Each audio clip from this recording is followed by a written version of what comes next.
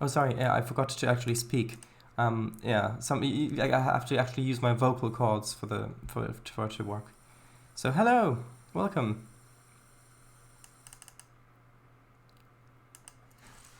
Vastru, hello.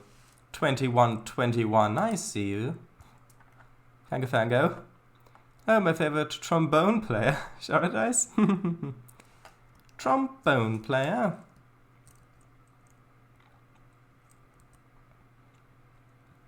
Fango Fango, yes, hello. So, last time, built this part of the station, which is almost right. Hold on, is that not a fixed height? I thought that looked... Hold on, one second. Do I need to slightly move the spline point? Nope, why is that underground? Is this not straightened? Yeah, there we go. Actually, it was straightened, that might be... One moment, I need to actually fix this. Or is this straightened? Ah, that was the issue, I think. Maybe.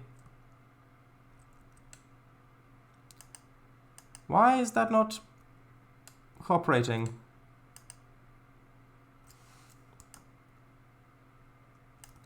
Didn't that look right when we last had a look at it?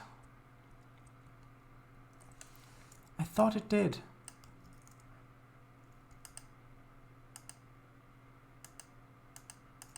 Ah, there we go. Apparently that combination of straightening and unstraightening works. Albastro, would you rather be a taxi cab's fare counter or a ticket machine?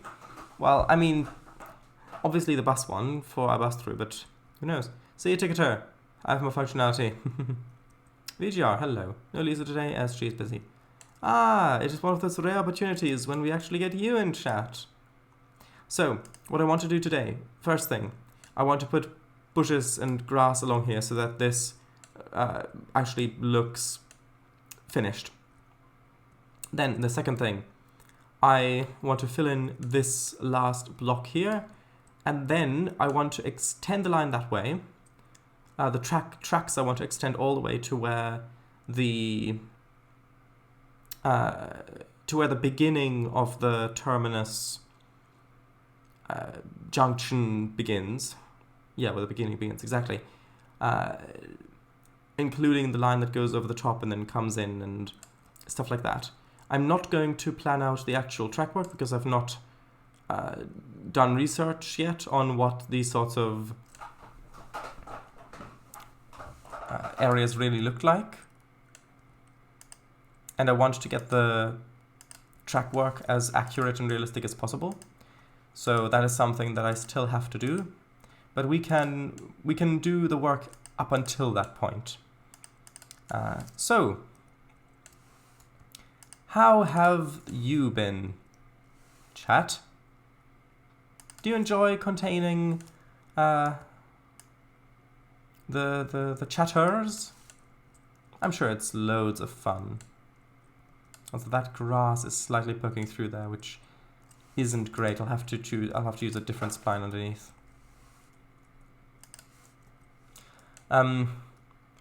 It's been a while, Wrestle. There is something in the bush. Something in the bush. Oh no, don't worry. It's probably just me planting more of them. Or it's a Slovak eagle. It might be Slovak eagle. Who knows?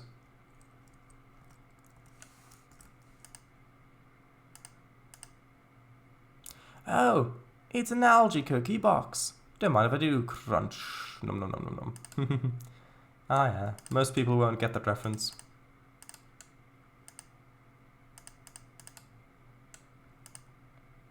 Or people might think it's a reference to your server, not realizing that both are a reference to a third item. Oh yeah, it's probably going to be cookie, isn't it? VGR, that's where you're going, because you did make the version with the camouflage on, so that's probably it. Well, technically it was a reference to my server. It's algae cookie. The other one was what? Algae cakes? Like little cakes? I don't know. I don't remember. Actually, that's one thing that I want to test and see if it works. The movies on Windows. That would be fun. But also City Skylines. Also, an announcement which... actually, tell you what, I'm not going to do that now because people might not watch this bit of the stream. They'd probably skip through and watch a bit of a later thing. So I'm going to announce that sometime in the future. However, I might as well tell you a different thing, which is that my first ever train that I'm making for TRS-19, or any Trainz game, I started making it, actually, March last year, and then I worked on and off on it for a little bit. I worked on and off for a bit, and then coming to time to other projects, and then, of course, in October I stopped working on it for a bit because I didn't have access to my computer. Well, I got the files over to this computer, and I resumed work. So, yeah, it's turning out well. I actually managed to make it so that the doors work today. So you go to the station, you stop at the station, and the doors open, passengers load in, they actually populate seats, and then the doors close, and there we go. I mean, most trains have doors, don't you think, Kango? Also, why do you seem so surprised? Do you know what the train is?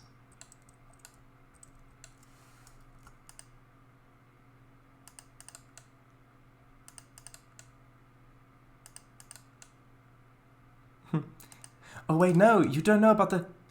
you only know about the second train. That's right, yes, of course.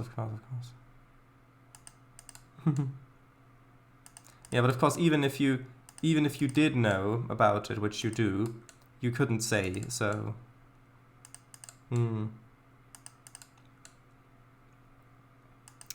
Right. Alright. Safari. No, but no, I'm not there.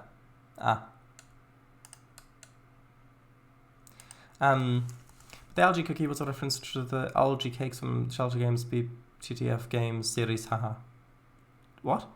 Telltale Games BTTF's game series, haha. I didn't realize. I've never played those. Are they good?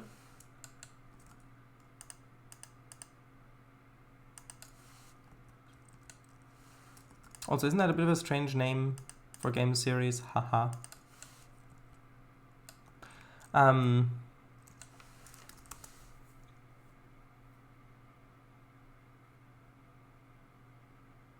Movie, Superstar Edition, yes. Have chat pick the scenes. Well, if we did that, then I think it would take ages.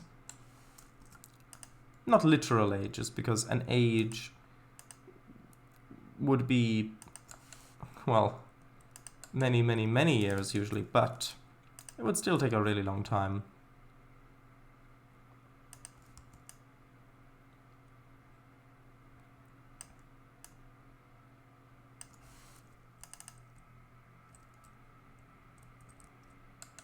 That needs to go over a little bit more so it actually connects in the corner. There we go. Much better. Much better.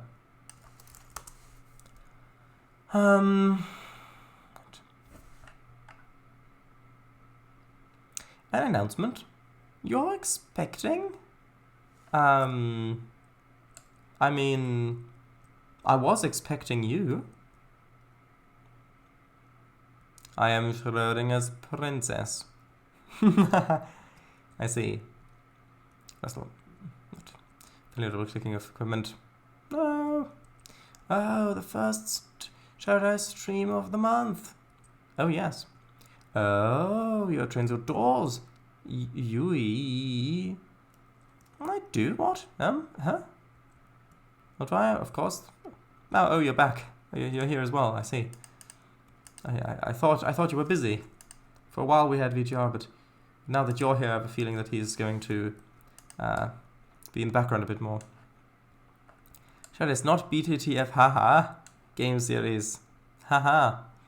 You thought I was gonna come. I wasn't gonna come, didn't ya? True. Although I might have expected it. Yeah, I trusted VGR. Hello there.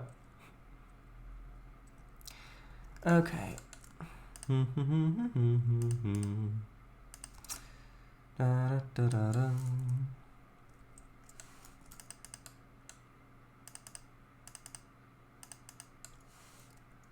Just stopping by. You gotta go. Bye-bye. Okay. I wonder if there is a lost hat asset. I mean, there might be a hat asset. Only, if there is, I obviously don't know where it is, because otherwise it wouldn't be lost. How are you, Mr. Snipes?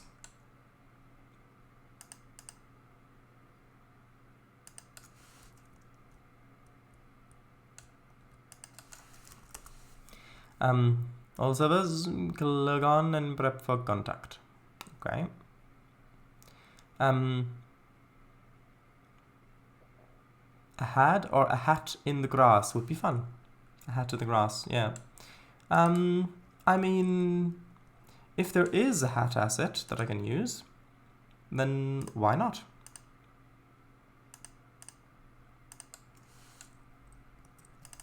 Also, no, I don't want you to just give me thousands of reasons as to why not. Anyone play my hadn't caught session B inspection?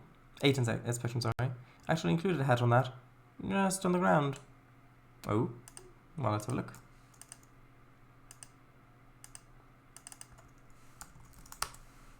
Well, there was also my drop by. See you tomorrow. Alright, I see. Okay then, bye-bye.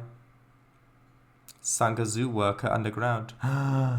You sunk a zoo worker underground? I mean, I suppose maybe they had it coming, but alright, that's actually good. There you go, Mr. Snipes. Look, a bowler hat with no, there's not a head attached to it. No, look, it's just a little bowler hat. Not that you can really see it. Hold on, it might be, maybe a black one would be better. More obvious.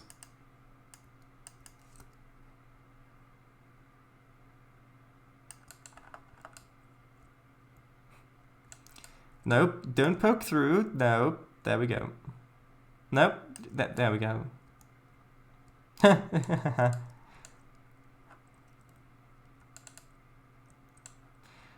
And we'll call it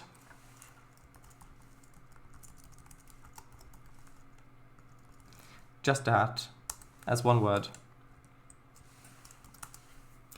Oh, I was typing my 1,000 reasons and all. Aww. Well, I'm sure you can give them to Emi tomorrow, and I'm sure they'd be happy to read them all out in great detail. Or, sorry, or was that not? Or was there supposed to be a not in there somewhere? I don't know. Although why you'd want to put a not in that sentence, I have no idea.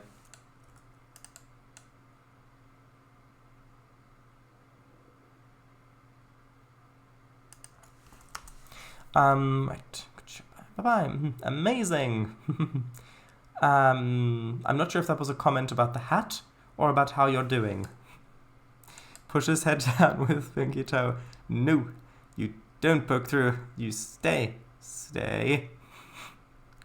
I will do that. Grins maniacally, yet with a kind and gentle spine. Spine? No. I love the hat. Aww.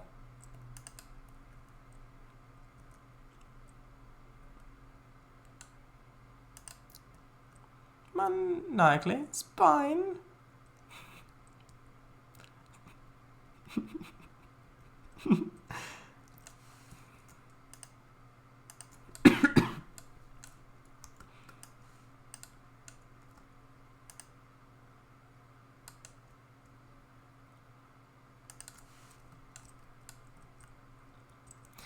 It's a character that brings it's that character that brings the place to life. Yeah, I agree. I mean, if I didn't, I wouldn't spend so much time putting down details. And the route would have been finished years ago.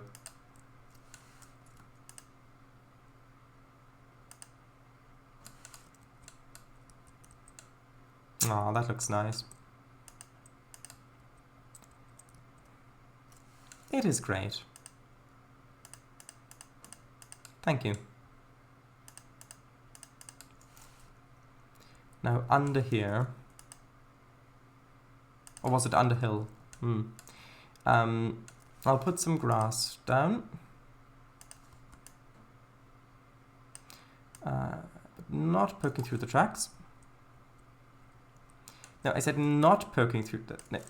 No, no, not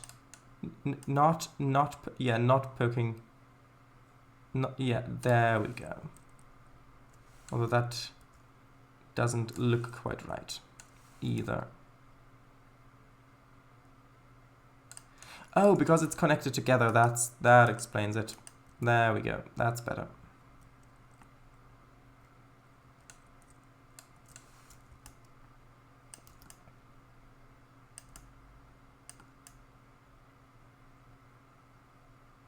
Okay. Also, can I wait for the stream on 08/03/2023? Hopefully Willis will be able to make it. Yeah. That is Wednesday, correct? Yes. The grass is feisty today. Feisty or feisty? Well, who knows? Okay, ground textures. Ground textures are next, then trees and bushes. Bum ba dum da dum dum. Da dum da dum da dum dum da dum dum. Da da dum. But yeah, the MVR really is getting there. I mean, after finishing this little bit here, we will literally be working on the final section of the route. And by section, I mean the final couple of baseboards. Aside from baseboards that I put in the mountains, so that if you've got a longer, further end distance, you won't be able to just see the edge of the world side on. Aside from those, I mean, final baseboards. Ooh, also another thing, detailing the platforms on this station, that's the thing I forgot. But that's something, I'm not sure if we'll do that today or if that's something we can do later, because I do really just want to make progress and put down the baseboards. Also save. Cow, the grass is feisty today. If you are bovine in nature, I'm assuming it's fantastically feisty. Yeah, although I can't recommend eating the grass around here because, of course, you get poisons that are put around the tracks to stop weeds from growing there, as well, of course, the creosote that the sleepers are treated with, which seeps into the ground and gets washed off in rain, which, of course, isn't very good to consume or touch or do anything with either. So yeah, I wouldn't recommend eating grass here. But there are some nice fields over there that I can recommend, if you don't mind being locked in there. Oh, it's still... Ah, well that's unfortunate. It was still painting even though I'd let go of the button. I'm going to quickly redo this a little bit.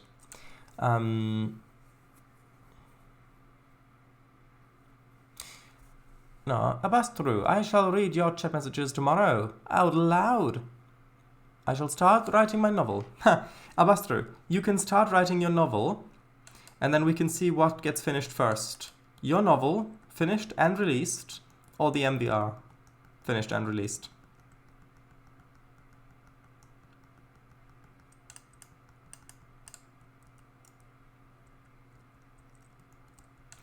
Okay, just a little bit along there, a little tiny bit there. Kango, you sound like a pastor. Have a look and listen. Actually, I can put that here.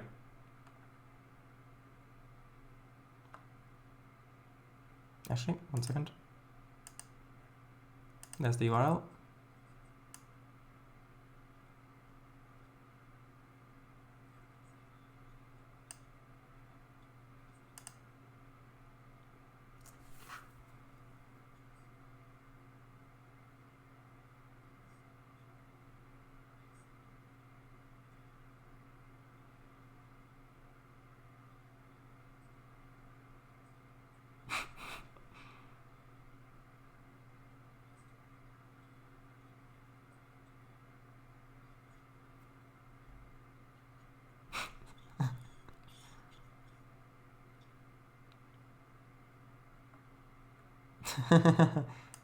Yeah, that's funny. Titled with Roomsbath's comment concerning it. Ah, yes, good old Roomsbath. I wonder why Roomsbath doesn't really watch the Trainz streams. Maybe they watch the archives. That could be the thing. Right. And hats. Was tempted to just call it Kangabuster, but nah. Haha. It would be very difficult to digest the lost grass hat as well. True. Although I'm sure if you're a goat, you could manage it.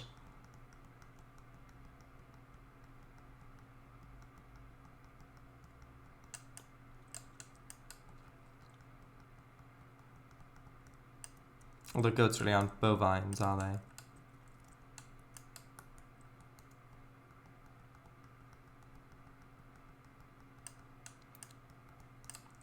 I wonder, what is the scientific term for the family that includes sheep and goats? I wonder.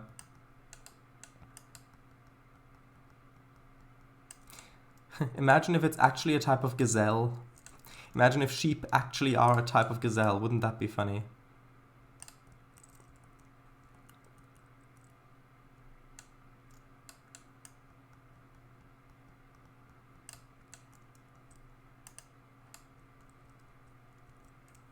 And no polar bear puns, please.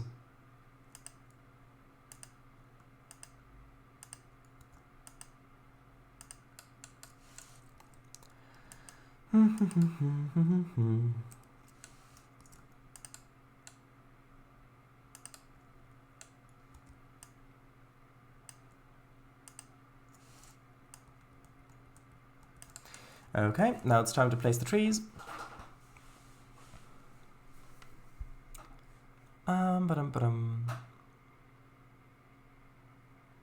And a bovine jaw could crush it to smithereens.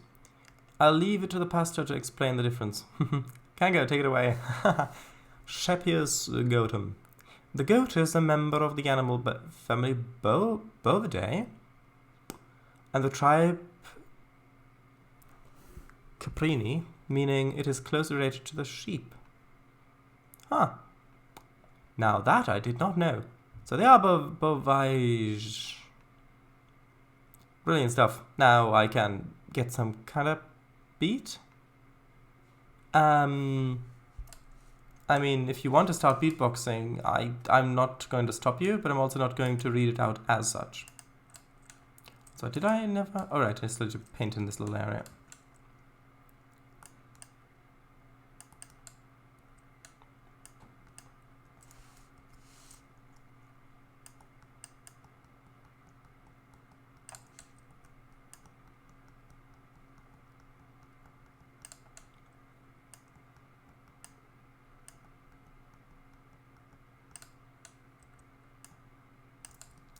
Oh, actually, did I? Oh, I never painted underneath here because... Ah, that makes sense. Yeah, I don't think I actually wanted it that long over here. On this little stretch. Actually, I might keep this like that in that case, and then have just a little bit less along here. Just a little bit. We'll have the fence still.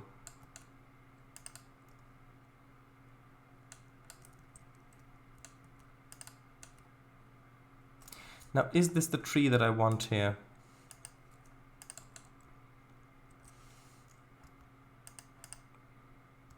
Actually, no, this one's the one I want here.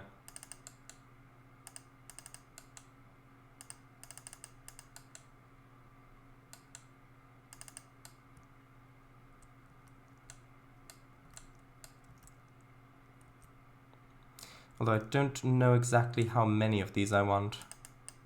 Or if I want them in clusters or just spread along the entire thing.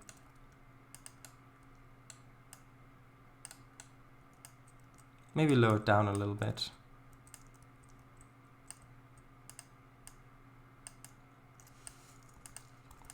So, Mr. Snipes, have you been working on any of your routes or not really? I suppose the same question could also be asked to Kango, and I'll bust through.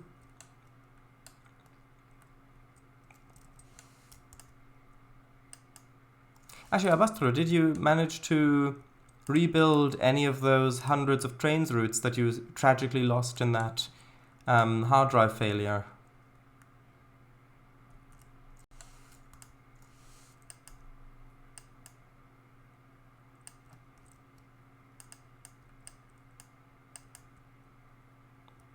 Let me quickly rechat.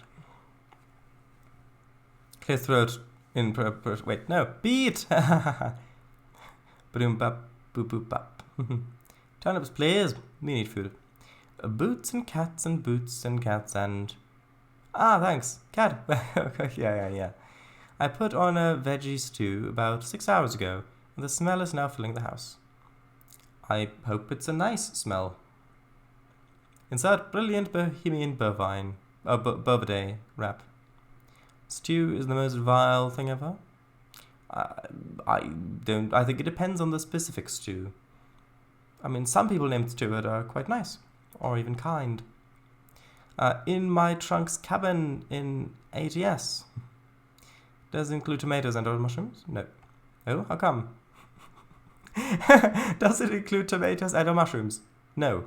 Oh, how come? I know, it's not referencing the thing. I did. Quick look at me. Much quicker than the MVR. I've not. It has been difficult to get any meaningful workflow happening. Aww. Because of just finding time, or because of staying motivated, or why? If you don't mind me asking. Oh, just hot it, I don't like it. Feel free to post pictures in the Trainz screenshots channels. No shame, my computer's just set on fire. What can you do, eh? I mean, yeah, I was about to say, what are the chances of your computer catching fire again? But maybe the mere thought of it jinxed it, so... I'm sorry, but yeah, you won't be getting any sort of, well, any sort of payback there because of damaged property or anything like that, I'm afraid. It doesn't really work like that.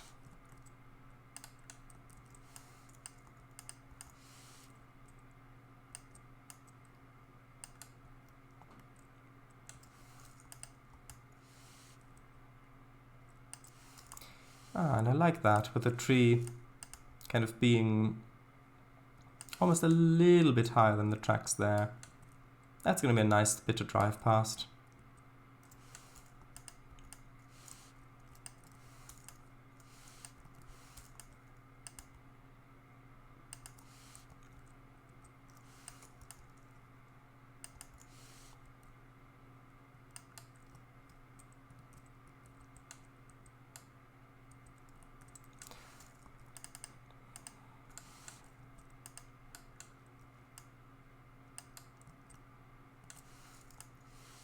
And actually I do quite like the trees being a little bit taller on the side there, because they're going to be a little bit higher up anyway because of the embankment. Although, would there really be trees? Like, if this was built like this, would they really let trees grow there on that embankment? I suppose they might. If this was built a long time ago, like maybe in the 19th century or something like that originally, then they might let trees grow here, especially if the roots hold in place the embankment.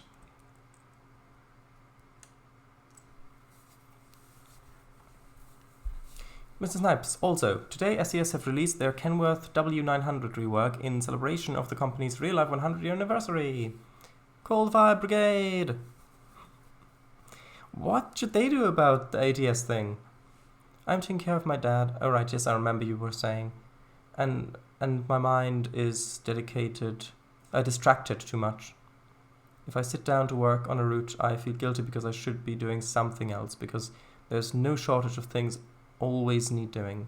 But I am but one human.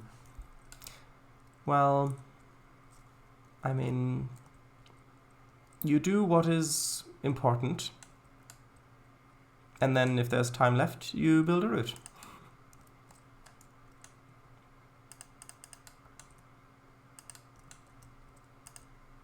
Or you're so tired that you just sit down and watch me build a route for years.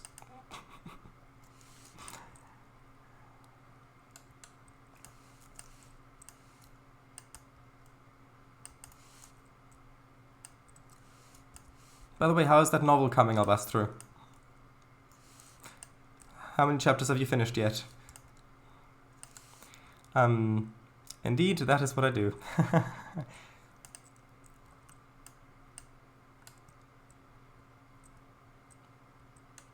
Already done 3 chapters. 3 chapters? That many?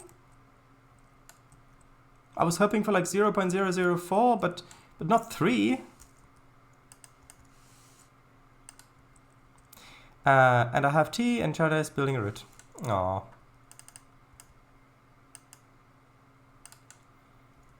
Although I am excited for, because I don't know if you know, but pretty much a little bit less than a year ago, but in March last year, I started making my very first train asset for Trainz, and I worked on and off on it for the last year, until October. Maybe I want some smaller bushes along here, if that. Maybe one moved into the ground like so. Yeah, until October last year.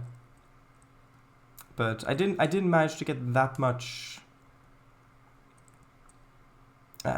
like connected progress done because of other projects that came up. But I have now got that the environment in Blender working here on this machine, which means that I've been able to resume work on it, and I managed to get the doors working today, along with finishing passenger locations, like for them on the seats to pop in and stuff like that.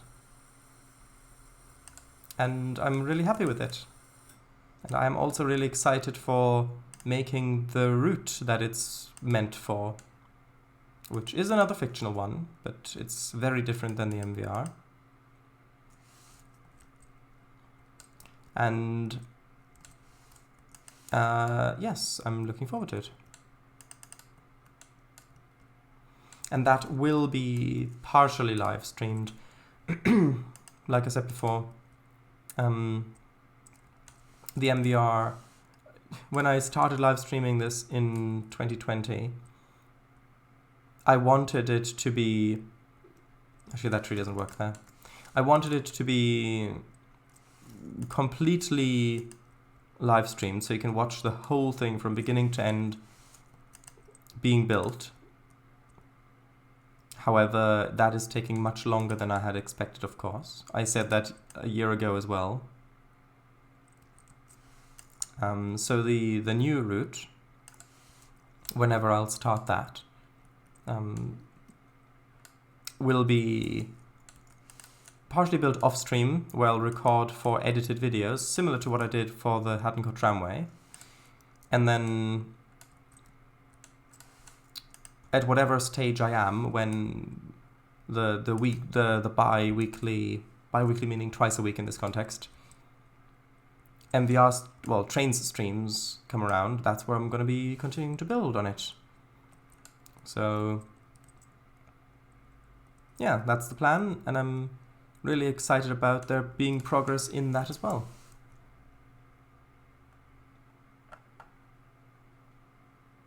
Abasto, are you still writing the prologue? Oh, does that include the prologue? Sounds lovely. Whoa, congratulations! Oh, whose? Congratulations! That's exciting news. Thank you. What country will it be based in? Well, I don't plan on moving country anytime soon, so I'd probably say England. Wait. You record 4 time-lapse videos? Oh, 4! Whoa.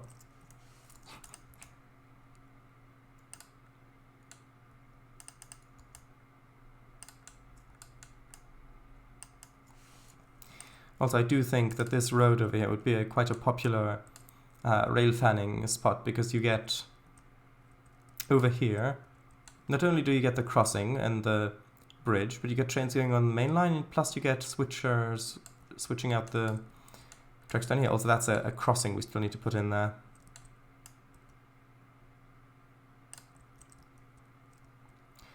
Also, I don't want to put trees all along this way. Maybe just a few of them along here. And then maybe one sunken into the ground over here like that. Just to kind of create a little bit of a... Actually, that's 2 lined up. Needs to be like that. A little bit of a transition to the space without the trees. And this one will have to be rotated like so. And then I did want some trees on this bit.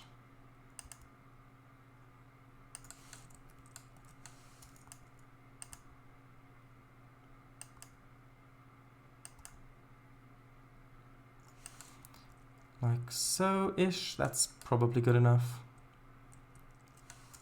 And then I'll need to bring the fence along there.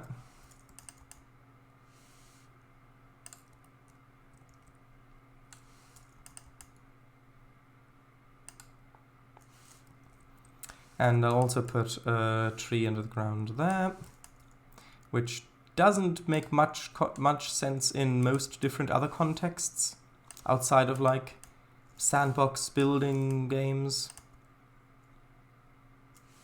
Because like in Planet Coaster it makes perfect sense. And in Trainz of course it makes perfect sense, but in other contexts, maybe not so much.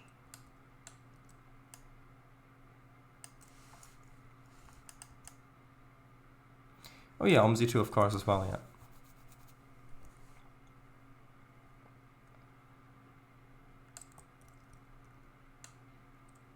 Okay, now I'll get the longer grass painting, well, texture.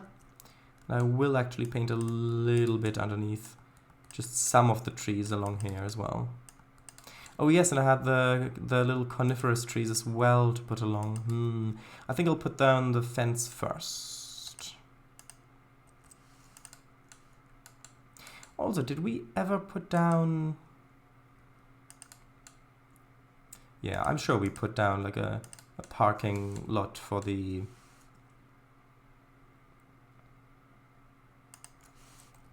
Like a parking lot for the...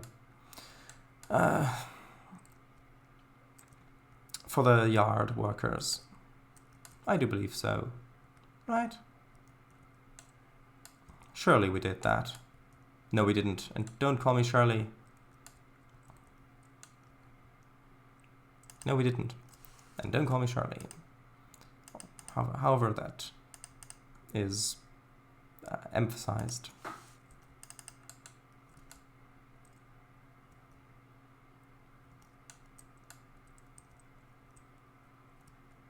There we go. I think that adds a nice little bit of detail along there.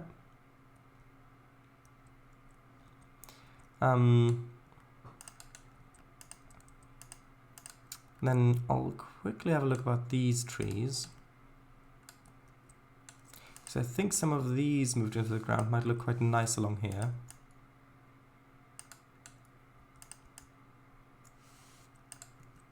Just a few of them.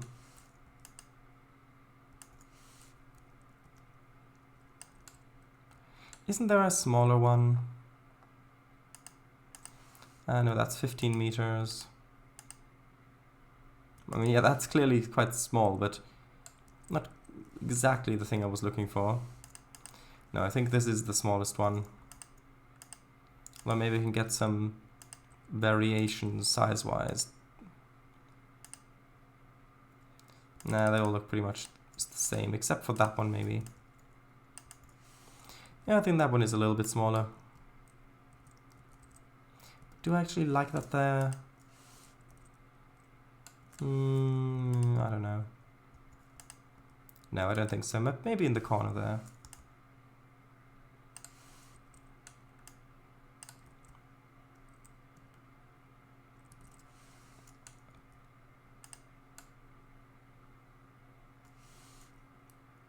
And then perhaps another few along here. Although that... I don't know about that. Maybe like that. I don't want it to cut off the line of sight too much. And then we'll need another fence. Save, yes. What would you suspect to be more difficult? Building a locomotive for trains or building a truck for ATS ETS2? Both with working cab animations.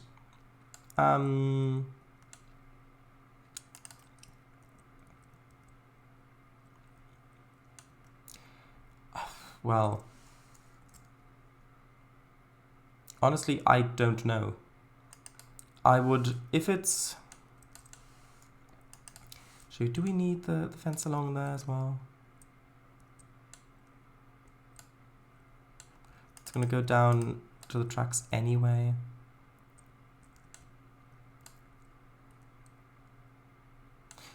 Yeah, why not?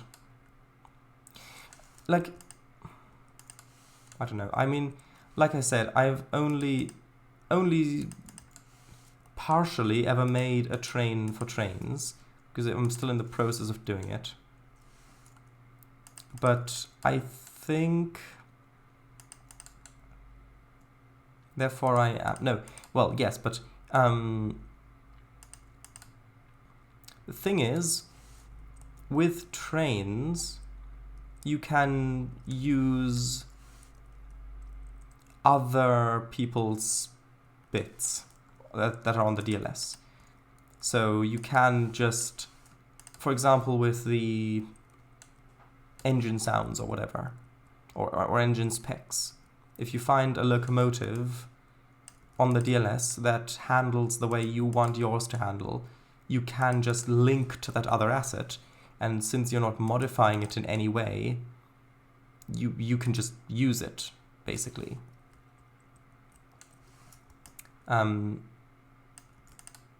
Which I don't think is the case for ATS. I don't know how the scripting works on that. Because, like, I would say that Trainz is probably easier. However, if you want to, in Trainz, if you want to get into... Also, do I really want the fence along here? If I've got the fence along this whole thing, then I really would probably also need a fence to go all the way along this thing on the side. I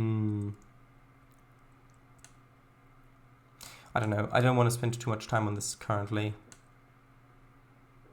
That's something we can do later. I will quickly put in the crossing though. Yeah, but with Trainz again, if you're... Actually, I need to get the TRC. If you're making all of the config stuff by yourself,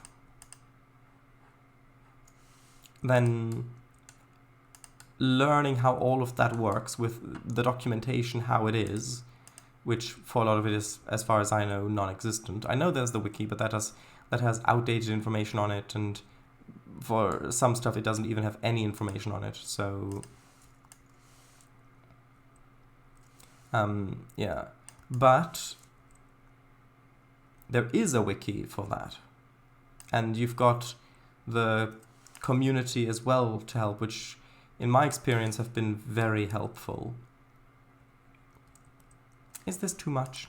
Like with the girder going across? Like the gantry, I mean.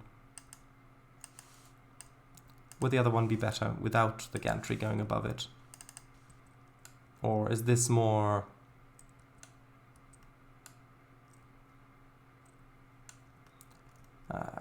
or is this more appropriate, considering that it's the yard lead and you'd have trains going up and down here all the time?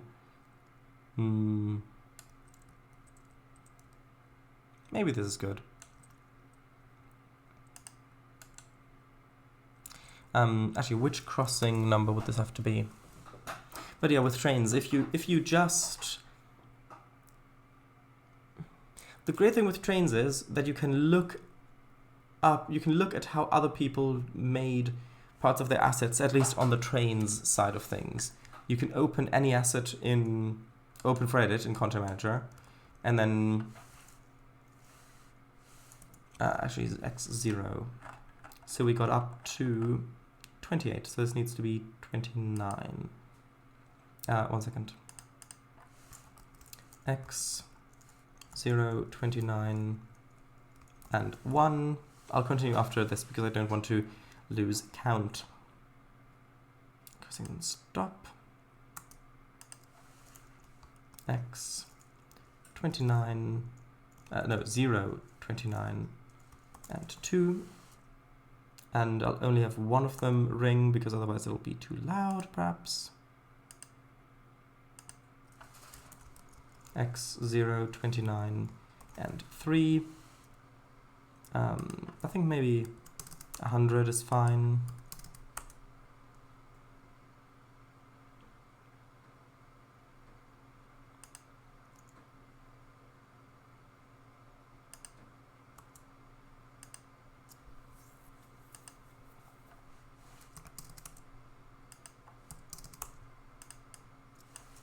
X0, 29, and it's 1, 2, 3, 4. Okay, now let's just double check that these are all here. That's 3 other assets. Okay, so that should work. Let's quickly test.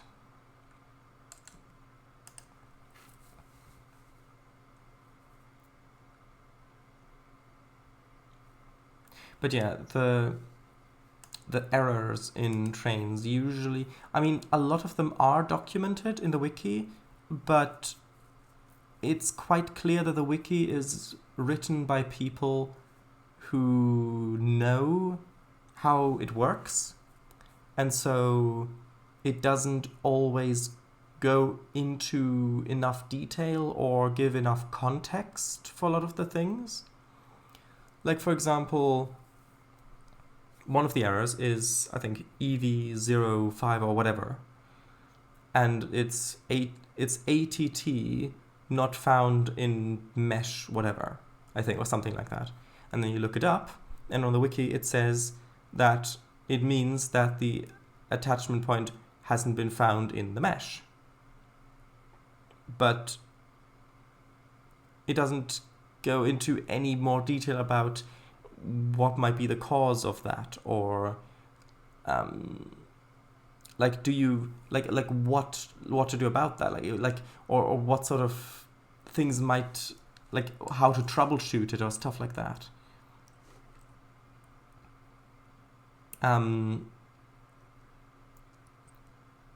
And so, I don't know, why are the switches suddenly visible? I'm sure that they weren't by default. Oh, now they're not. But that's just the rotation. Another bug in Trainz.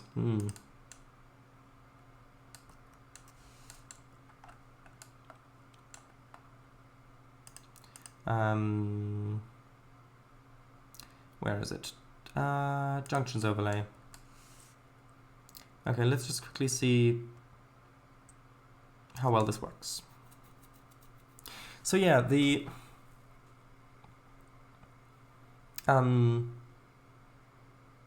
wiki definitely in a lot of cases it feels like it was written by people who know how it works and who, because of that, don't go into as much detail or troubleshooting as maybe would be good. However, there is a wiki, and with a bit of either help from the Discord server or forums, or even sometimes N3V directly, you can get through it, and there are people there to help you get through it. One of the issues I had when I first started last year was that I made so the lights wouldn't work. Like the flares were there, but the actual light didn't work. I pressed the button, I clicked on it, it didn't work. I checked all of the attachment points. I checked that they were rotated the same way. I checked how they were put in the config.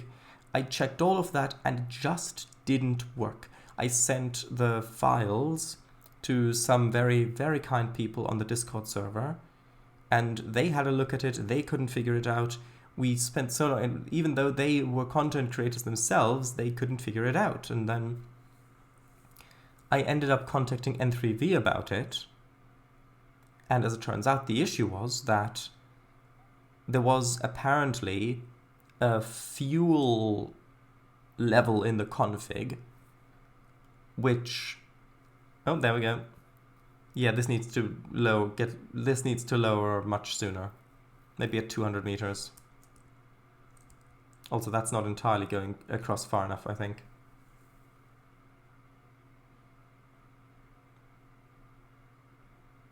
Although I don't really want to put it much further. Maybe we can put it a little bit further. I know you can't hear the game. It's just meant to be. I just wanted to test the distance, if the range is okay. Yeah. So as it turns out, the issue was that there was because I had copied some details of the config from a different asset. It had like a diesel fuel thing in it, which meant that the game thought it was out of fuel because I didn't have the fuel product queue in it. I think that was the issue. Which I didn't want because of, well, I didn't need it, but I still had that line in there, and so I thought, oh, there isn't enough fuel for the engine to actually run, and so it's off. It has to be off so the lights don't work. Even though I could actually still run it fine, it didn't actually prevent me from using the throttle or anything like that. It still worked fine. It just that bit didn't work, and so there was no kind of error message or warning message or documentation about on the wiki, on the lights container pages. There was no mention whatsoever that the amount of fuel a locomotive has impacts whether the lights work or not. That just wasn't there. And the issue was resolved by N3V in the end. But still, even people who are really experienced content creators who've been doing that for years didn't know what was going on with it. And then with Trainz, you also have all of the legacy stuff. So some of the things that you either read in the wiki or that you see in tutorials or that is written about in forum posts or whatever is for older versions, and it's mostly compatible. Mostly, not always. Like, for example, one thing is, in forum posts and tutorials that I saw, this isn't exactly straight, is it?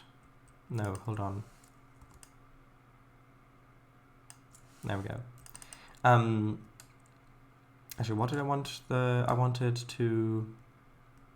Does this look okay? 1 second. Well, a couple more seconds than one, but you know what I mean. Yeah, and then over here, I don't know if I'll want... Actually, maybe I should just leave it open like this. We've got a fence over there anyway. Okay, next, building this block. So, what was I saying? Oh, yes. Like, for example, one thing is, in a lot of the documentation that I saw, you just had the... Actually, one other thing that caused me quite a bit of trouble when I first started, when I tried to get the model to actually load in Trainz as a train asset, or train vehicle asset, was the difference between an IM file and an LM file. Because, I didn't even realize that they were two different file formats. I thought that they were the same kind of, it was just one file, because if you'd see it written down, it looks so similar. Just something dot lowercase im, or something dot lowercase lm. I didn't even realize there were two different file formats. And that also wasn't pointed out in the wiki, shall we say. It was only, I think, through the people on Discord that I found out that actually no, they're two different file formats, and that's why I was getting errors. But yeah, that's another thing where in older versions of Trainz, apparently, you could just use a .im file and reference that, which is the model, the indexed mesh file, and just directly reference that. But now, apparently, I need to create a .lm file, which then references the .im file, and I can only reference the .lm file in the config and not directly the im file, like I said. But of course, if you have a lower build number of the Trainz asset, which is basically where it tells you which version of Trainz the asset is for, then it will or will not enforce those rules.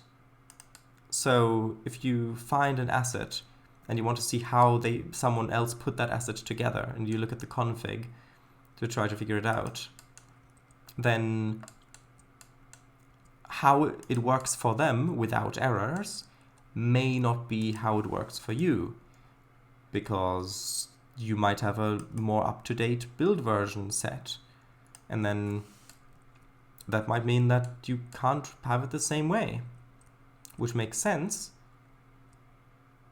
But again, that's not something that's pointed out in the documentation. So with Trainz, if you want to make your own assets, at least locomotives, actually I don't really need to extend that, do I? No, because I'm going to put buildings back there. At least locomotives, you do kind of have to be willing to do more in-depth research and get in touch with members of the community to try to get through it. Like with Unity, for example, if you want to learn how to make a game in Unity, depending on what it is, but if you want to learn how to make a game in Unity, you go onto the Unity scripting reference API page. You click on there. That is brilliantly documented. You've got cross-referenced links. You've got the way that it's structured, you can go on the left, you can see which class, well, which methods and variables and whatever is all part of which group, and you can go upper group, and then it'll have all the cross-references there, and it'll explain to you each part of it and how it works and what it connects with and what it does. And just looking through that, you can learn stuff. And then you've of course also got all of those wonderful tutorials on YouTube, some of which are more helpful than others. And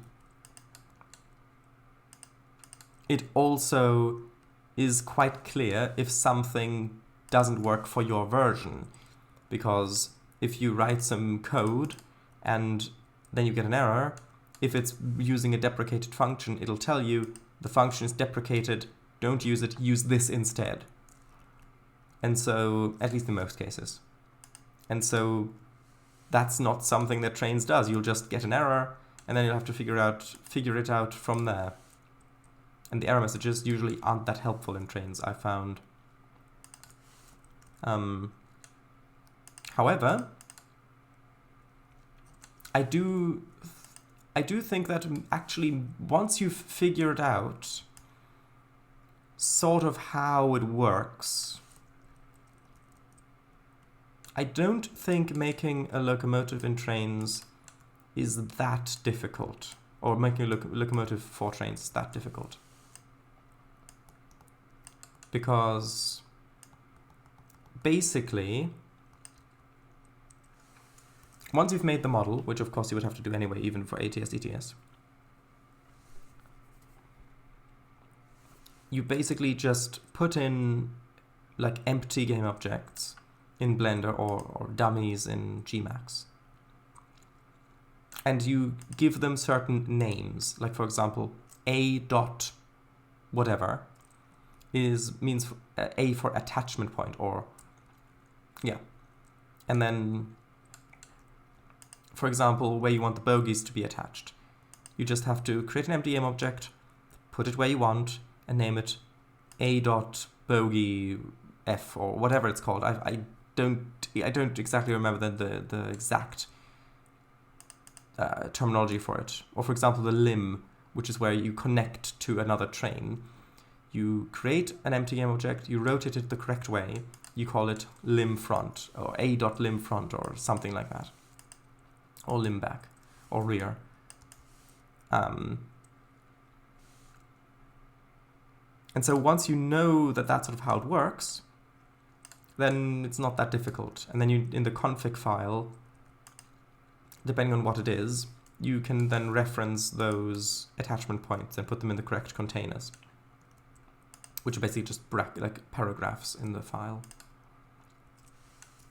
And so that isn't actually that difficult. It's more so finding the documentation on how the different bits are used and what they do. That's the tricky bit, and finding out what you need to achieve whatever goal you have. That's the more difficult bit. In terms for ATS, ETS, how to make a truck in that, I honestly have no idea. I've never tried it, and I've never done any sort of research into how that works. So I think you might even know more about that than I do.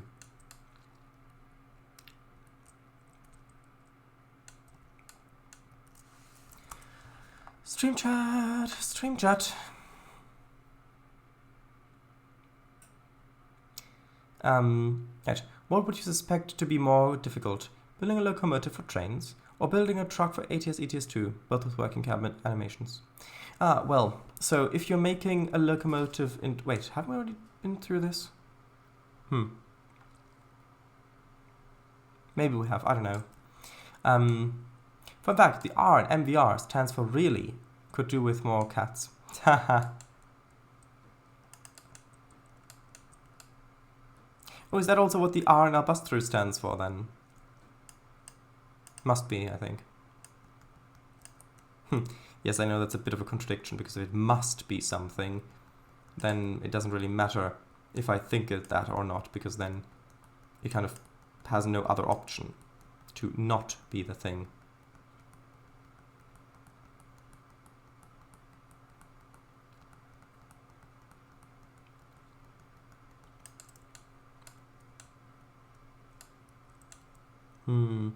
I think I might just use some of those wall assets, kind of blocked it off a little bit. Fun fact, I came up with the MVR's name, and know its ins and outs. So you'd agree with me? Argue? Nah, not necessarily. Let's just propose a deal then. A deal? No, that's tomorrow. Right. But nah, probably not. Trainz, an ATS-ETS2 truck would also need working wipers, etc. Yeah, I know, and with how... Yeah, because with... That's also a thing, because in ATS-ETS2... Actually, I don't know if that really looks quite good. No, I don't like that. With those games, you've got, like, it's because of how realistically the trucks are simulated, all the like physics-wise and things like that. I think you have to put in a lot more details than you necessarily have to in Trainz. Because in Trainz, if you want to make a locomotive or something in the config, yes, you need to put values like mass or stuff like that. But for an engine spec, you can just reference one that that kind of handles how you want, and you can just copy other values from other train assets that work how you want, and that'll work most of the time. Whereas for ATS-ETS2, it feels like that would probably not be the case, but I don't know. But yeah, well, with ATS2, you can just have your vehicle use default engine sounds. Well, yeah, engine sounds, yes. SCS also have a wiki dedicated to modding the games. Oh? Ah, right.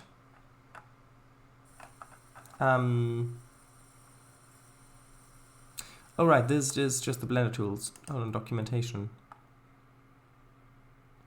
Conversion tools, I guess.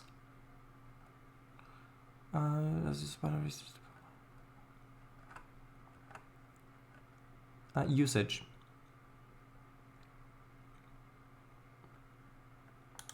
But where is the actual...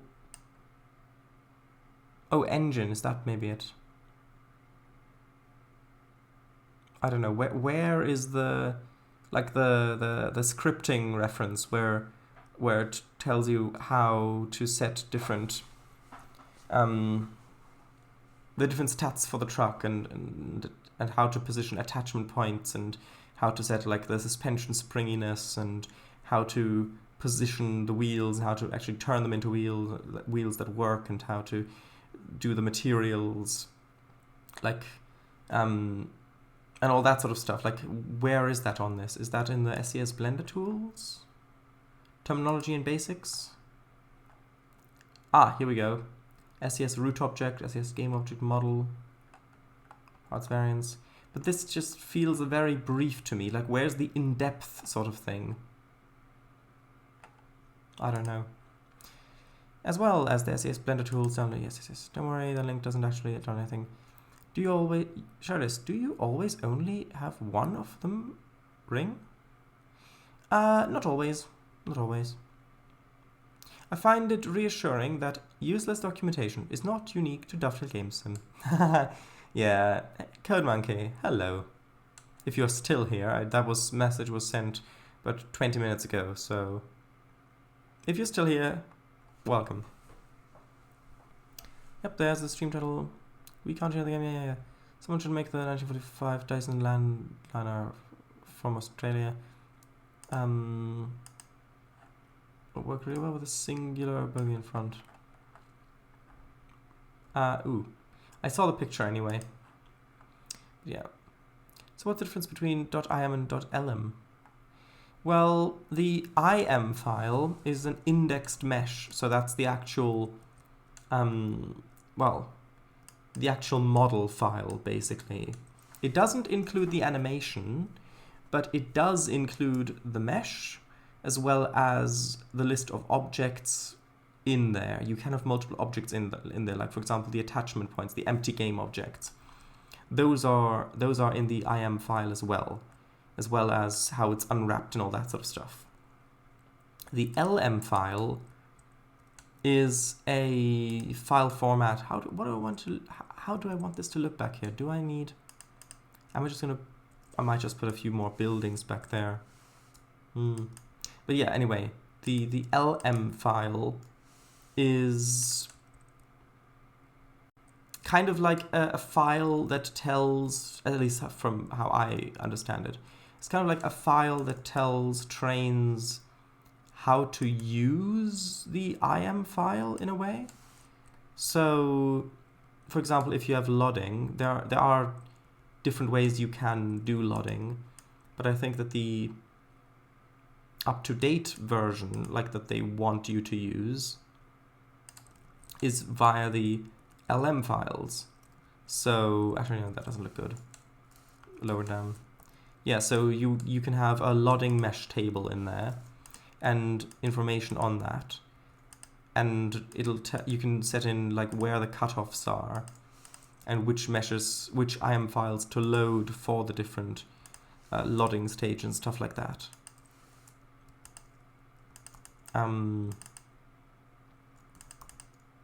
Yeah. So yeah, it kind of it tells Trainz how to use the IM files. And I might be able to actually just quickly, hold on. Trainz, this is in the 9 wiki. And if you go there, how to, yes. Then you go to content creation. Actually, and then here, LM files. I wonder if that's actually going to return anything. .lm text file.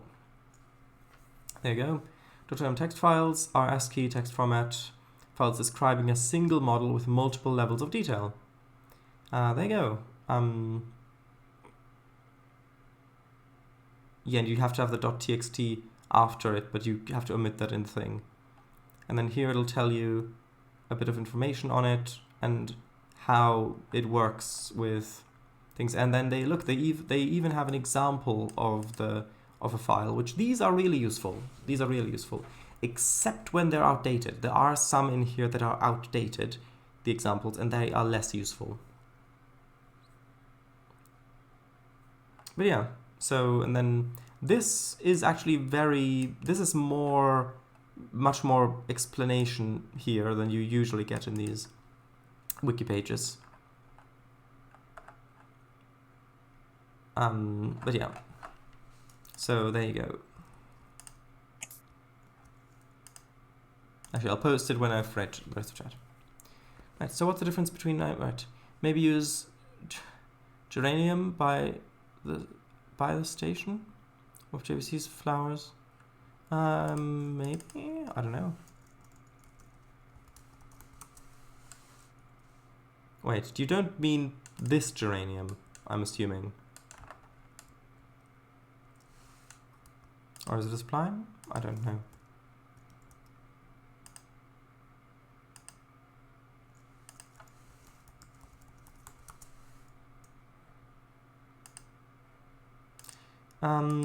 I don't know. It's not. I can't find it. Sorry. Sure is. I think the thing with empty objects, attachment points, is the same for ATS ATS2. Yeah, it makes sense. I mean, in one of my most recent Unity game prototypes, I am experimenting with making it moddable, which would be really, really useful and also great for the community. And so I'm looking into how I can transfer information from, like how the player can transfer information into the game, basically. And there are different ways of doing it. Like you can, in Unity, you can use, like for example, you can use, oh, what are they called? Not is it asset pack? It might be asset packs, where you have to have Unity, and then you can select certain objects or even scenes, and you can pack those into a file, and then you can tell a program to read those files and then unpack them, like having game objects in there and scenes, and basically it's all serialized. But I don't really want that. If I'm going to make my game moddable, I want it to be as untethered to having to use Unity as possible. So because of that, I'm pretty much mainly doing it via text files. So you have a text file with a certain name, like for example a config.txt or whatever.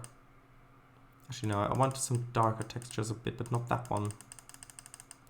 Yeah, and then in there you have certain keywords, like for example, I don't know, maximum speed or hull hit points or whatever.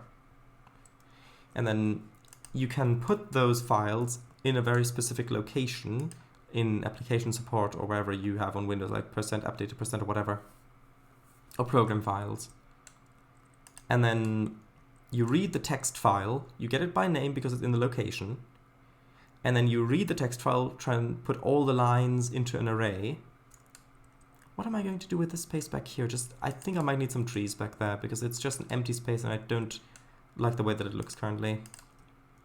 Yeah, and then you loop through the whole thing, through every line of text, and then you look for keywords. Like for example, you look for the string, well, for the string max speed. And then you take that line in the array, so that string, and you separate it by a symbol, like for example, spacebar or colon. And then you take the stuff that's to the right of it, which in this case would probably, if it's maximum speed, would probably be an integer or a float. But it would be as a string, it would still be read as a string, as text. And so you take that, so you split it, you take the rear part of it, because splitting it, you can choose which part you want to use. So you take the rear part, and then you parse that, and thus you convert it into well, either an int or a float. And then you've got a value from, actually, do I like that? Yeah, actually, I do like that. Yeah, and then you've got a value from that a user has put into a text file, and it's in the game to be used. Now, you might think, okay, great, you can put numbers and text into the game that you read from a file. How exactly are you going to create a mod with that? Well, for example, you can read image files as well. You can take an image file and read each and every pixel of the file and get the byte data from it, like the colors, and then put that all into a two-dimensional array. And then you convert, and then you've got that array of numbers, and then you convert that back into a Unity sprite or a Unity texture file, which you can create at runtime. And now suddenly you've got an image into the game that the user made. And you can do the same thing with models, although that's a little bit trickier. I did manage to do that with OBJ files, because OBJ files are basically just text files anyway. So it's just decoding how that file format works and how it arranges its vertices and UVs and normals and all of that. But it does work, because that basically just gets stored as a text file with a different ending. And so you can read those files as text files. And now you've got a way for the player to make a 3D model in Blender, whatever tool they want, save that in application support. You can make textures, put them there as well. You can put text files in there. So for example, if you want to use a certain text, you can have it in a config file. You can say main texture, : and then a file name, like for example, testfile.png. And then you can split that, you can look for that, split that, use that string of testfile.png and use that as the file name that it's supposed to look for when it gets the texture in the game. And now you can see how suddenly making a moddable game using those files actually works. Also, I think that this is pretty much finished how I want it, like this. But I will reach out because there may be information about the geraniums. Yes, I know it sounds funny, but no, it's what I actually mean.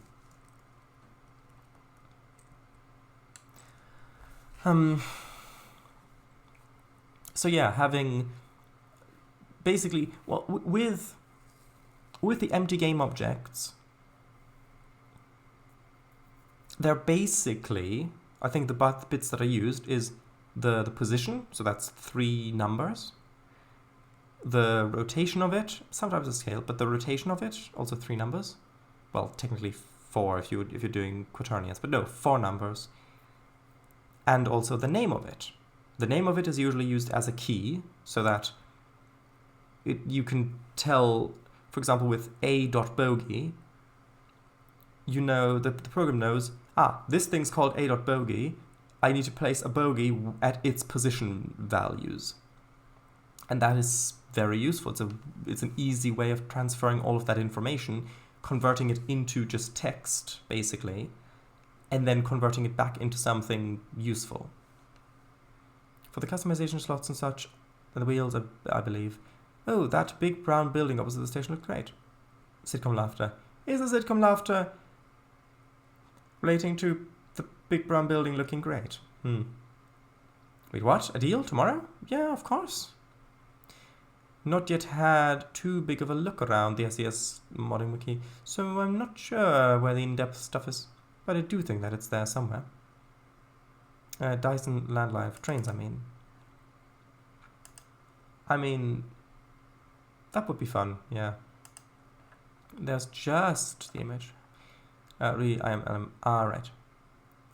Here's the article, the SES locator, SES Blender tools. Yeah, I mean, that's, good. Good, if it's got the information that you need on there. Sure it is. I meant JVC Wildflower. IRL called Trainum. Oh, the big pink flowers. I don't know. Maybe. Not now. Large brown corner building might have just looked better with it was L shape instead of the big. I know, but I don't want that big empty space back there if you look back this way. I don't want that. And otherwise I'd have to fill it with a different building. And that then doesn't look that great if you're looking back this way, because then it's, I don't know. I think it fits better like this, even though yes, it was more interesting with the L shape. This way it uses the space better.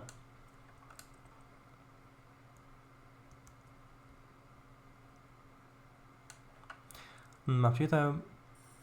This is the training method I meant.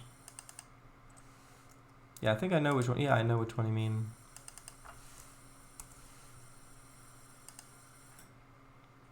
Okay, tell you what. I can have a look. Why not? Why not?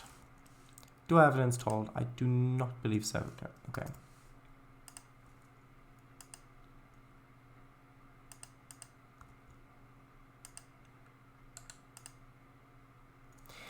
Maybe if you lowered the last bit of the brown building down a few meters summit. No. It doesn't look like that would work, because it's clearly got that 3-section architectural style where you've got a base that looks different, then you've got a repeating section to get to the top, and then you've got a cap, basically. And having that lower down, I don't think would work great in this case. Okay, now let's have a look. Do these work? Maybe a few of the objects around here. Yeah, that isn't too intrusive. Although that is quite floating.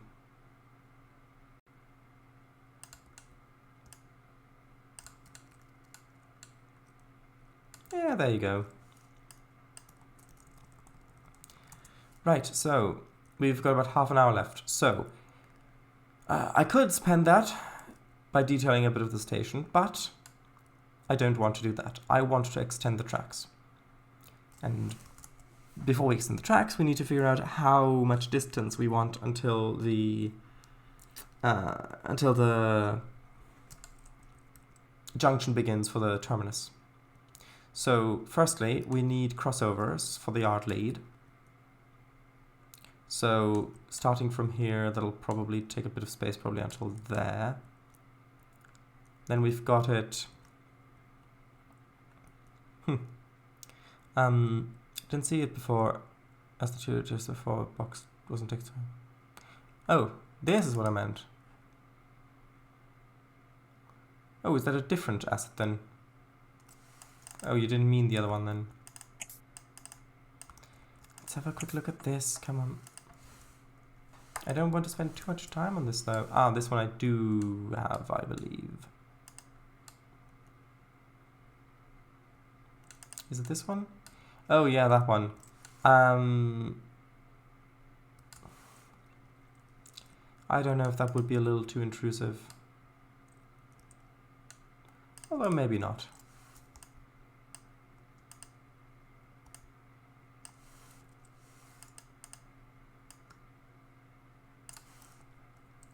I hope it's not floating too much. Okay, that seems fine-ish. Sure, there you go.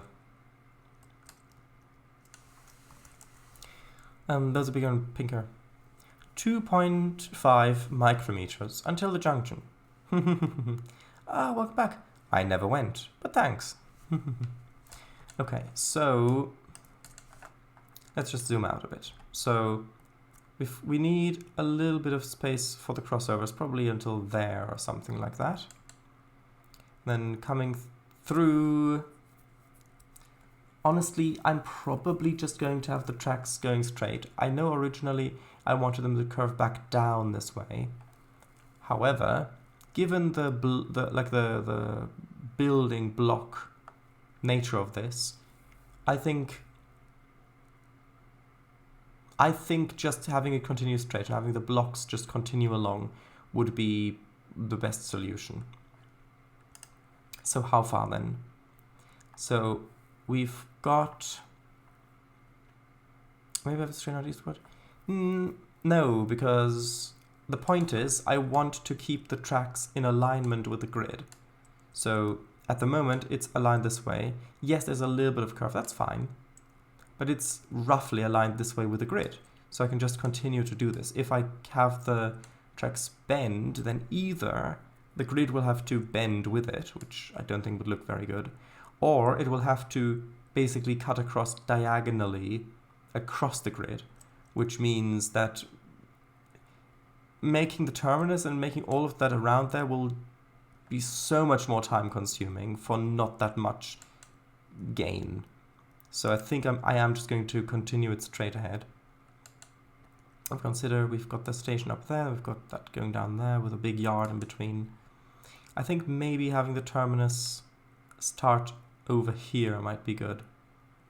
So if I just place, that just goes straight across there, that should be fine. And then, hold on, that goes pretty much straight across like that. Yeah, it'll hit down there-ish. How does that look? Well, let's go down and let's have a look. Oh right, I don't have the grid region on here. Unfortunate. Right, so from here, actually we're going through this way. Although this does... No, I think this is a bit too far. I don't want it to be that long of a distance. Maybe there would be better. Although, actually, hold on. I'll replace the grid. Well, I'll replace the thing with a grid. Assets to update. That. Assets to update with. That. Current section only. Then right-click there. Edit. Yes. Begin. Yes, good. So... Is that a little bit too... Hold on.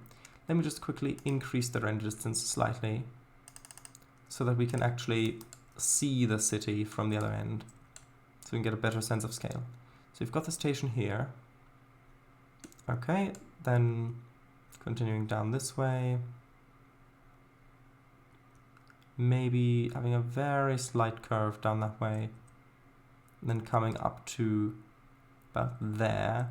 If we begin the junction here, going into, we'll probably have like at least a baseboard until the actual station is at the end of that. And then that is the, like with the junction, you've got the other station all the way back there. It's not that far. However, in the city center like this, I actually think that that is probably a good distance. I will read chat in a moment, don't worry. I just want to use the mile-long train to see how many miles, if it even fits on here, like if it is actually a mile or so. So we'll just put that roughly there, and then I'll need to move it to the left a little bit, just to align the, well, the alignment really. Maybe there.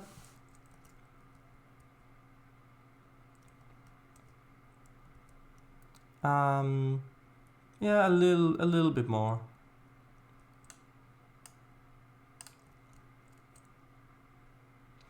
Okay, I'm not entirely sure that the mile-long train will fit on here. Ooh, not mine. Mile-long train. Click. Oop, that didn't work. Click on the other end, maybe? Or is it too long? Nope, it's too long. Okay, so it's less than a mile. Okay, well, actually, since it's straight, I might as well use the ruler. What was it? 5,200 feet in a mile, I think. Right?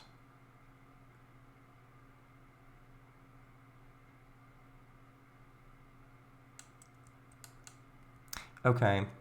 Yeah, so it's about 460 odd. Well, 4,860 odd feet, which means, yeah, 5,280 feet in a mile, yeah.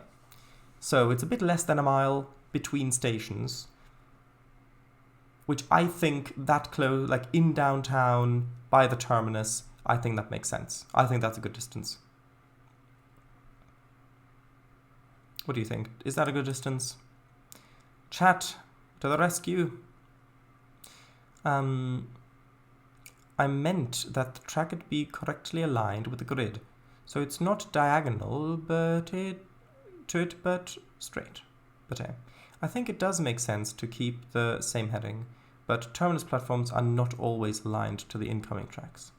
Yes, that is a very valid point, and I may very well have the actual terminus be on a bit of a different alignment than the way that the train tracks are coming in, because when I'm building the junction, I'm going to have to break the grid anyway because of it becoming wider and having to have, well, turnaround facilities, water towers, maybe even a coaling tower.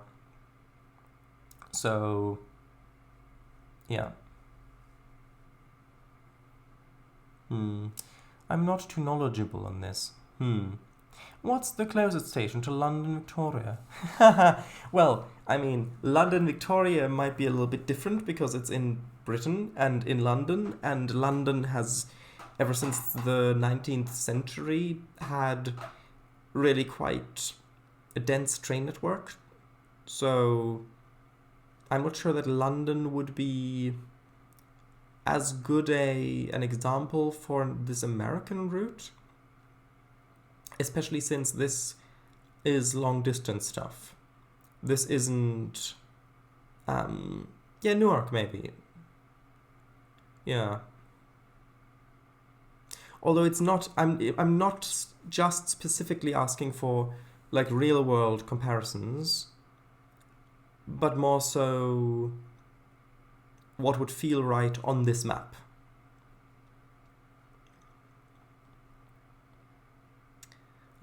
Stations in central Brighton are very close, so I think that's okay. Oh, Brighton, Hove and Portsdale are all very near to each other, and Brighton and London Road are a 7-minute walk. Sure, it feels alright, I'd say. Okay then. Right, now. I do want it to... So when the junction begins, going into the terminus, I do want that point to actually be on ground level, because the main line is elevated like 5-meter embankment all the way, pretty much, all the way from over here, all the way along there. Yes, there are a few hills in there where the elevation changes a bit, but when it's flat, it's actually on a 5-meter elevation. Well, yeah, embankment. However, I don't want the terminus being elevated because I don't think it makes much sense to have the entire terminus built up on that ground. So that I do want to be down. Now the question is, where do we descend? Because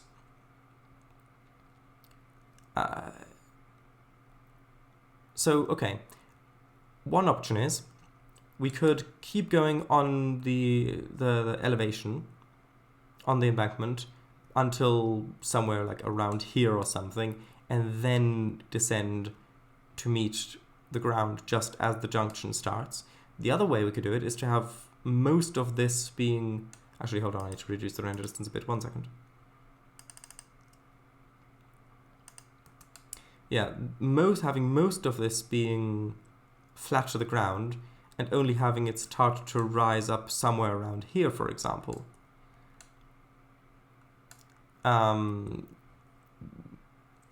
Which may have, which does have different benefits. For example, if we keep it raised up for the distance, like most of it, then we can quite easily have the multiple bridges underneath going underneath for the roads, because, well, this is quite easy to do. The roads don't have to go up or down because they're already down, the track's already up. You don't have to have any sort of a little bit of elevation change, but not much anyway, because there's already quite a big change. Although we do have a bit of an elevation change. So that would be easier. The two other things speaking for actually making it go down first is, one, it adds more variation. If you're driving along, then this entire stretch being actually at ground level with the road would make it more interesting, because it contrasts with the rest of the main line through the city. And so that would be good. The other thing is that I do want somewhere over here, like maybe, I don't know, maybe here or something like that, I do want another main line crossing over the top. Probably, yeah, well, definitely with a Y junction coming down. So either I'm just going to go with a diamond, which I may very well do, or since it's right by the terminus, I may actually elevate the track going, like the other main line crossing over, so that there is there's a bridge going over it.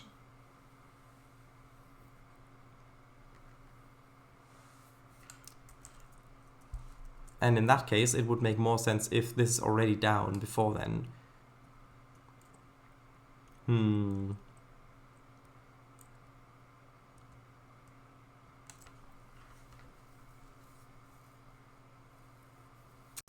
see what chat has to say. Copy that. Tower 6 coming in for a descent on runway 12 eastbound now. I think the right answer depends on how much built history you want to invent for this place. In what way do you mean?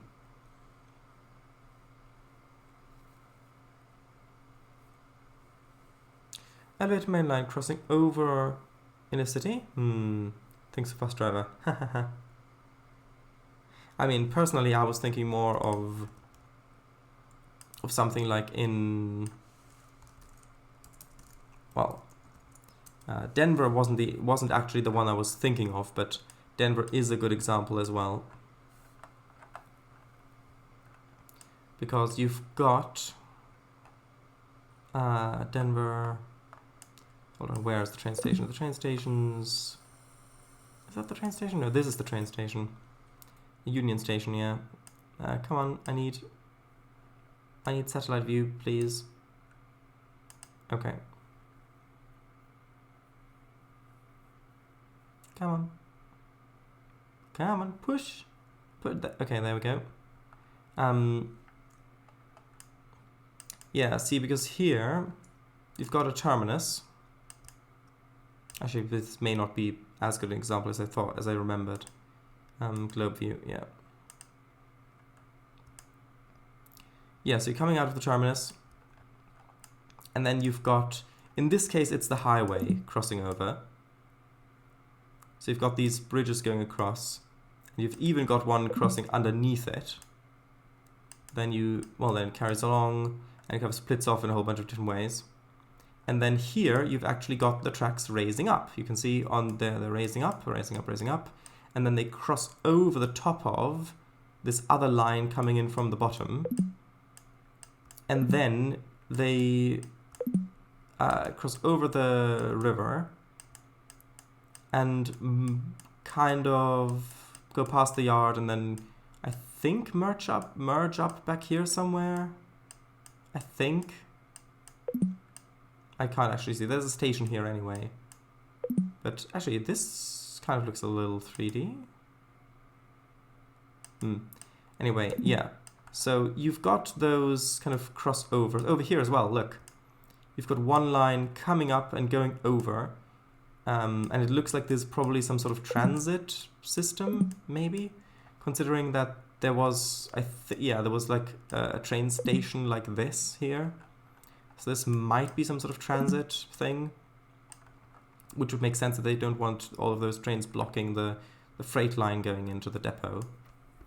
Well, or I don't know, maybe Amtrak as well, I don't know. But I think that having this sort of thing for a main line crossing right in front of a terminus, it would really make sense for it to be elevated and not a level crossing. Denver, eh? Oh, it's this one. Oh, did they make that Union Station ATS Colorado Denver? I have no idea. Right, so I think that's what I'm going to do. I think I'm going to keep it level for a little bit up until about there,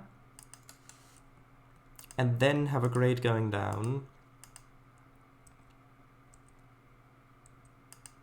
so that, well, we've got the variation, we've got the we've got the easier crossing.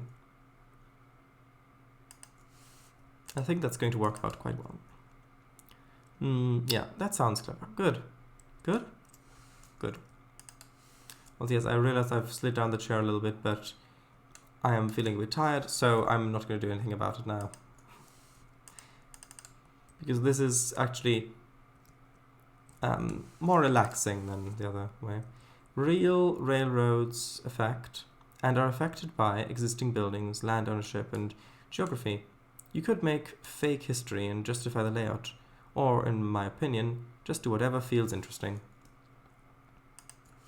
I see what you mean. Yeah, that is true. That is true. So if I did want to do something like that, then having maybe like an S-bend or something in the tracks to curve around might be realistic. However, I do think I'm just going to keep it going straight at this point.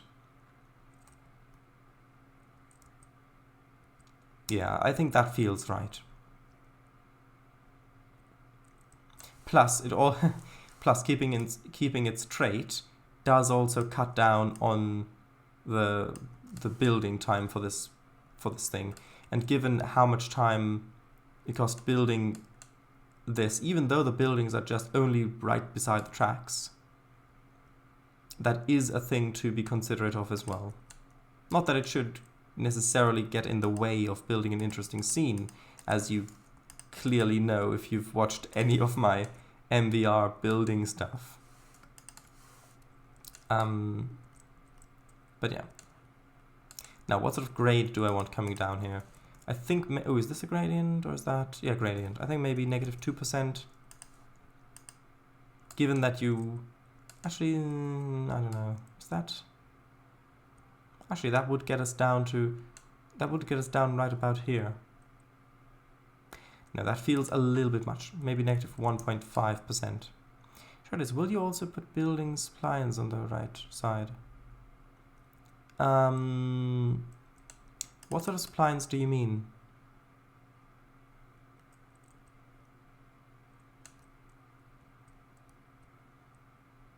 We'll be lucky to see the MVR this century.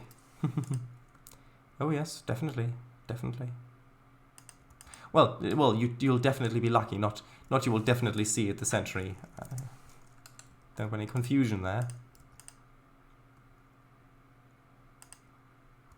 Actually, no, this bit should be straightened, not that bit.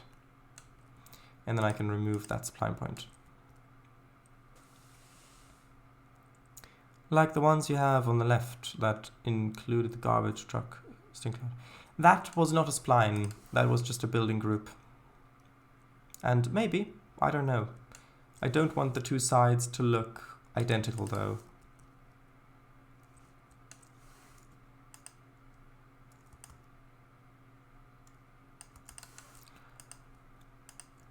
Okay, that's height 0. So let's fix that to that height. And I think that this will probably be enough space for the crossovers, because I don't really want the crossovers to be on the grade.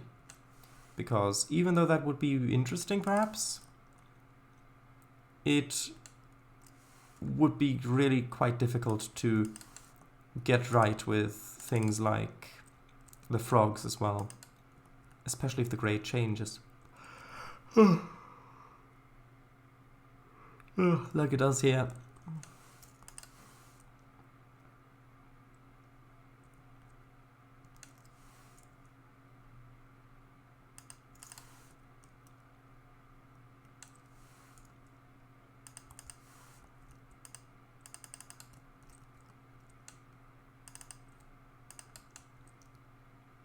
Okay, so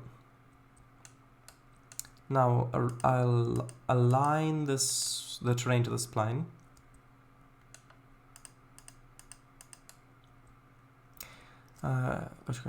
You could have diamonds on a grade if you super elevated the tracks.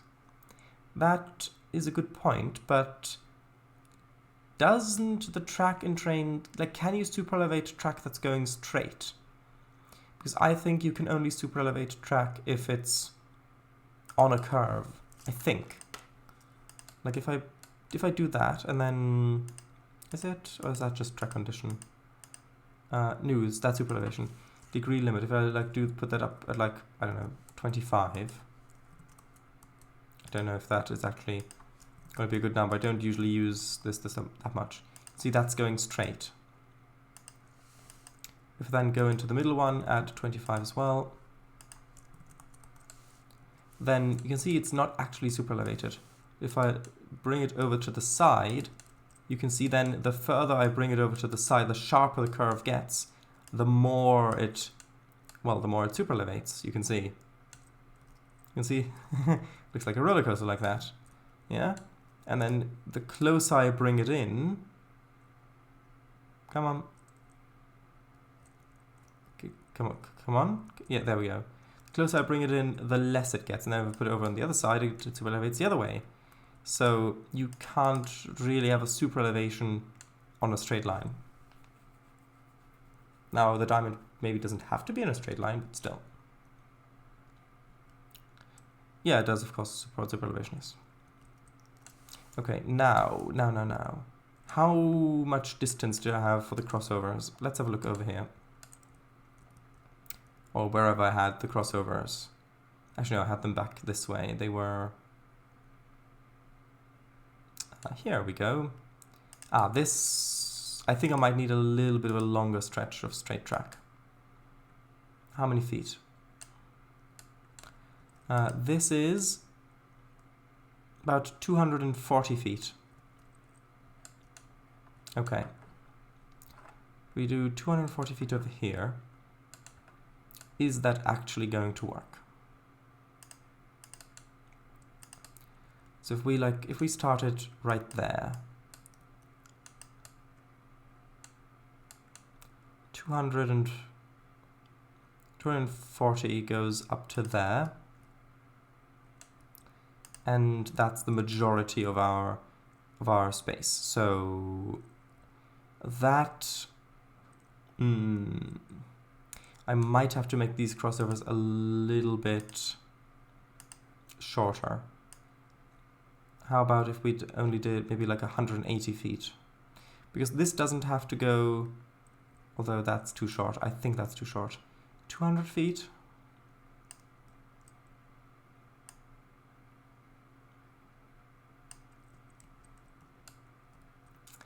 I think 200 feet would work.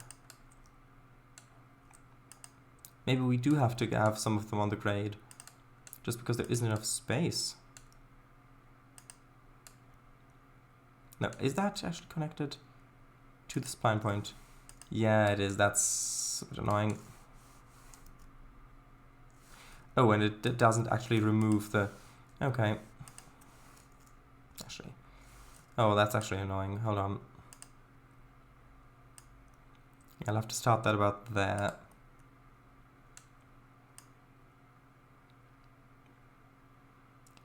Got 200 feet. 200 feet and 240 feet, 240 thumb toes. You're assuming only one thumb toe per foot. Why can't the junction be directly attached to the station object? And it might be able to, but I don't know. It feels like the sort of thing that might become an issue. Although actually I can probably just put a spline point in there. Oh, and of course it deleted the... oh, actually no, it didn't. It's good. It's good. Never mind. It's good. Phew.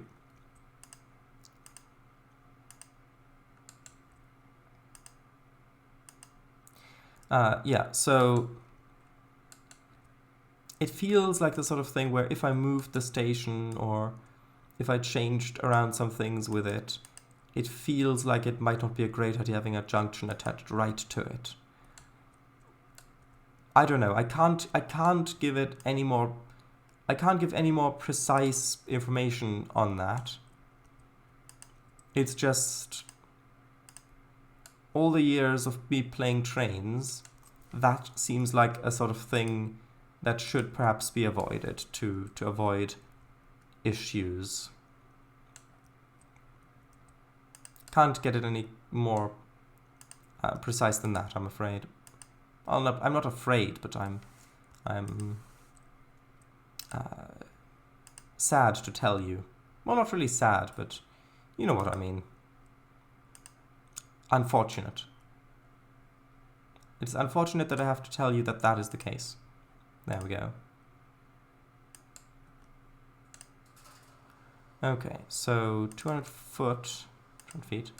Actually, 200 feet from here would bring us pretty much exactly to that spline point, which is great, except that I do actually need a little extra straight piece in there.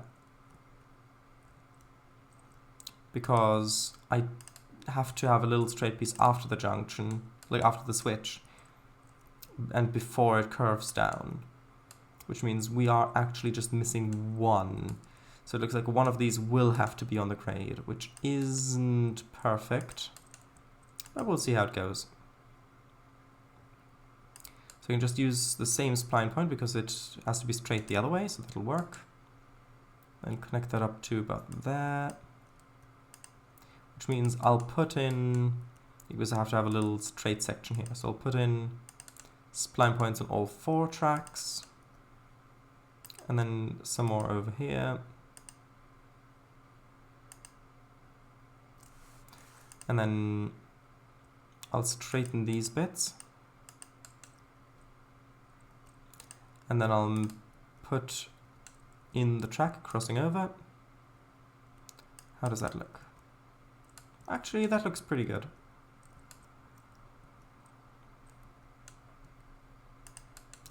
And I might as well quickly put in the correct junctions. And yes, I know you'd probably have interlocking junctions here controlled by a signal box. However, I want junctions where you can, well, switches, where you can tell which way the tracks are switched just by looking at the switch stand, even though I know those wouldn't really be hand-thrown switches. I'm aware.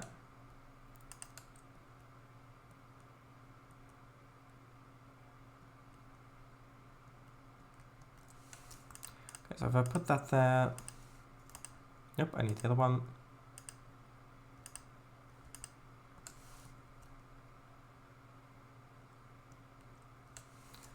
One there.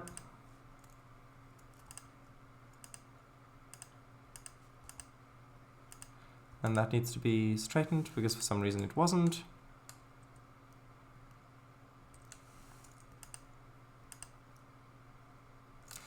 Although, I don't know, does that actually look good? What switches did I use on the other end?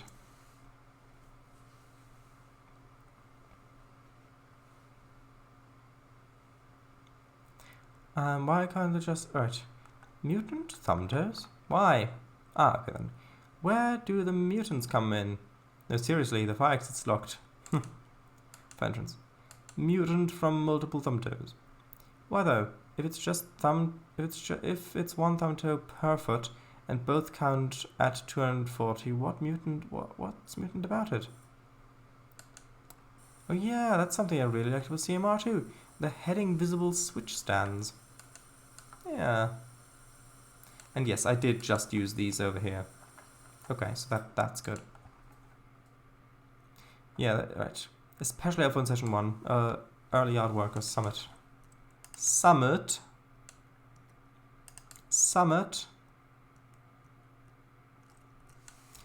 Okay, so I need number 2. Really helpful if we could actually see these.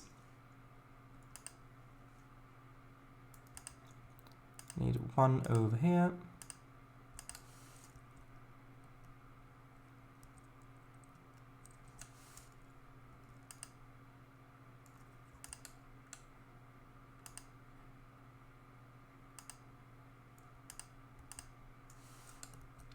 One more down there.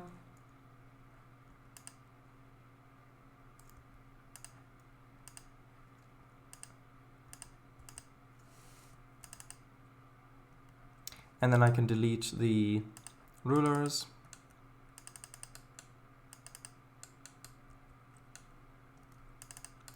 Okay, that doesn't really look that steep, so that's good. Now, any train coming from this way, either from the secondary main line or the terminus, can cross over to actually get into the yard. And any train that's actually coming out of the yard can come up here and head out onto the other track going in this way. So that's quite good. And we've just gone past midnight, so happy 3rd of March. I need to get a thumbnail. the two things may be related.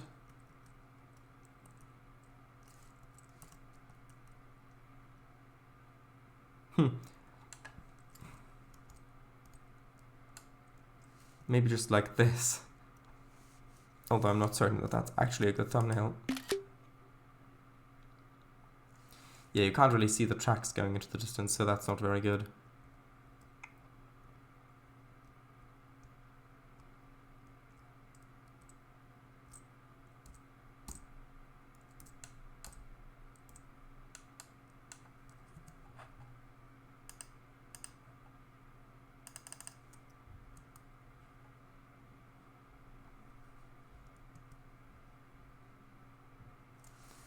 Maybe something like that. It's just a little bit, nah, it's boring. Doesn't work great on the thumbnail because it's too small. Maybe from a little bit further up.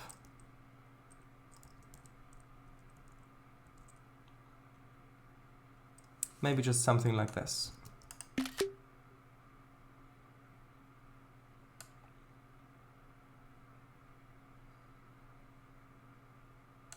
Yeah, that'll probably work.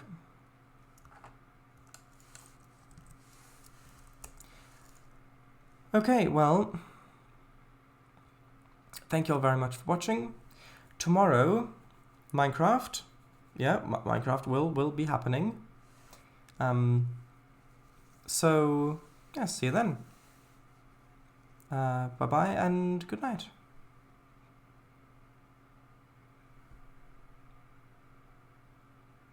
Bye-bye. Good night, Code Monkey. Albastro Kango, yes.